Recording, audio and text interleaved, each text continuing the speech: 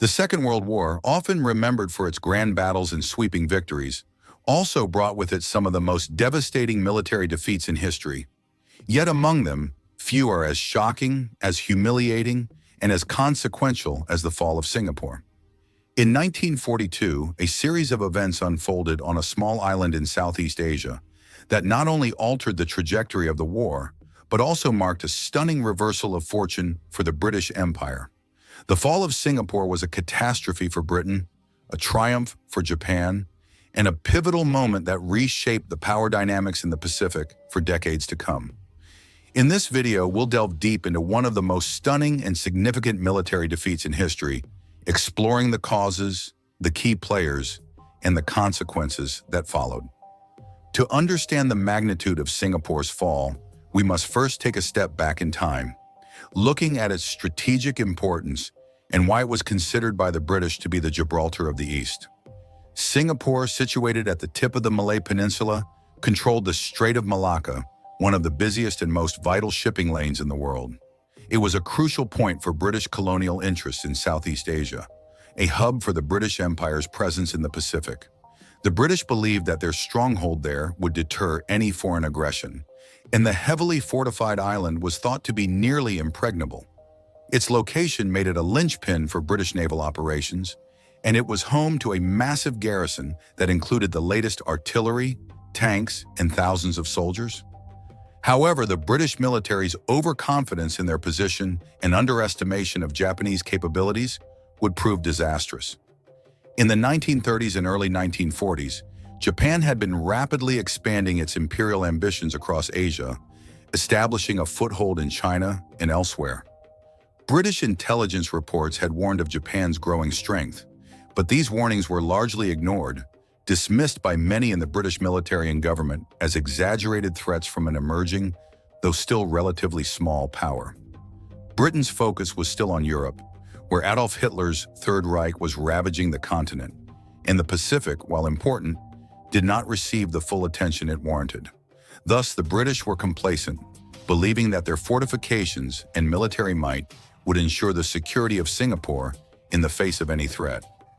This false sense of security would be shattered with the attack on Pearl Harbor in December 1941, which brought the United States into the war and opened the Pacific theater to full-scale conflict.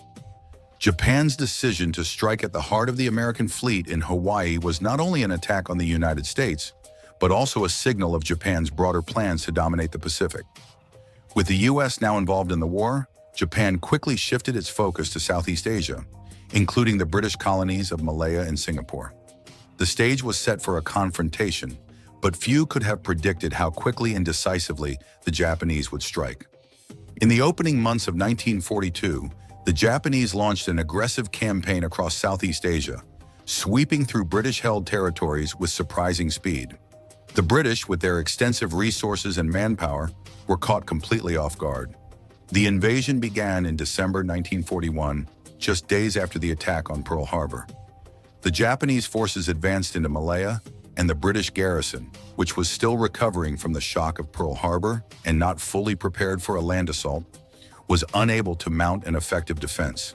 The British had assumed that their naval superiority, including the presence of the mighty battleship HMS Prince of Wales and the battlecruiser HMS Repulse, would deter any Japanese attack. But the Japanese, using innovative tactics and technology, struck hard and fast. Both British ships were sunk by Japanese bombers in the first few days of the campaign, leaving the British with no naval presence to protect the island. As the Japanese forces advanced southward, they outflanked British defenses and pressed relentlessly towards Singapore. The British military's leadership, despite being one of the largest and most well-equipped forces in Asia, was paralyzed by confusion, outdated strategies, and a series of miscalculations. The British had initially believed that any invasion of Singapore would come from the sea, and thus their defenses were focused on coastal artillery facing the water. But the Japanese, in a brilliant maneuver, advanced overland through the dense jungles of Malaya, using bicycles and light vehicles to navigate difficult terrain. They outpaced the British, who were bogged down by logistical issues in a failure to adjust to the rapidly changing situation. Please take a moment to like and subscribe to our channel so you don't miss any new daily videos. The British under General Arthur Percival were slow to adapt to the Japanese threat. The defense of Singapore was initially based on outdated assumptions about warfare. The British commanders believed they could rely on their superior firepower and the island's fortifications to hold off any potential attack. However, their forces were not properly equipped for the type of war the Japanese were waging.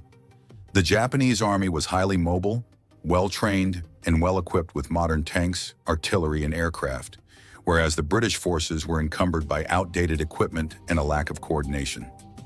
As the Japanese forces approached Singapore, Percival and his staff were increasingly out of their depth. The British chain of command was chaotic, with little communication or cooperation between different branches of the military. The British leadership also failed to recognize the importance of the Japanese strategy, which was based on overwhelming speed and surprise. The Japanese had learned from their previous campaigns and knew how to strike quickly and decisively.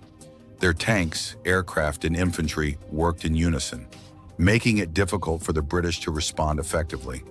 The turning point came in early February 1942, when the Japanese forces reached the outskirts of Singapore. The British had already suffered heavy casualties, and their forces were spread thin. They had hoped to delay the Japanese advance long enough to mount a counteroffensive, but the situation was becoming increasingly dire. Despite having a large number of troops and a heavily fortified position, the British were unable to prevent the Japanese from encircling the island.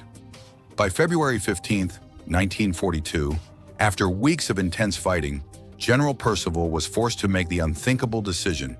He surrendered. In a move that shocked the world and dealt a devastating blow to British prestige, he handed over the island of Singapore to the Japanese. The surrender, which came after just 8 days of fierce combat, marked the end of British control over Singapore and the beginning of a brutal Japanese occupation. The fall of Singapore was not just a military defeat, it was a humiliation for the British Empire. For decades, Singapore had been seen as a symbol of British power in the East. Its loss was a blow to British prestige and shattered the myth of British invincibility. The surrender marked a turning point in the Pacific War and set the stage for Japan's domination of Southeast Asia for the next few years. For the Japanese, the victory was a monumental achievement. In a matter of weeks, they had taken one of the most heavily fortified positions in the world and had dealt a severe blow to the British Empire. The fall of Singapore also opened the door for the Japanese to continue their expansion in the Pacific. With Singapore under their control, the Japanese were able to establish a stronghold in Southeast Asia, threatening British and American interests in the region. The aftermath of the fall of Singapore was marked by a brutal occupation. The Japanese, notorious for their cruelty toward prisoners of war and civilians, imposed harsh measures on the population of Singapore. Thousands of civilians and prisoners of war were executed, and the Japanese military carried out widespread atrocities. The infamous Sukching massacre saw the systematic execution of Chinese civilians suspected of anti-Japanese activities.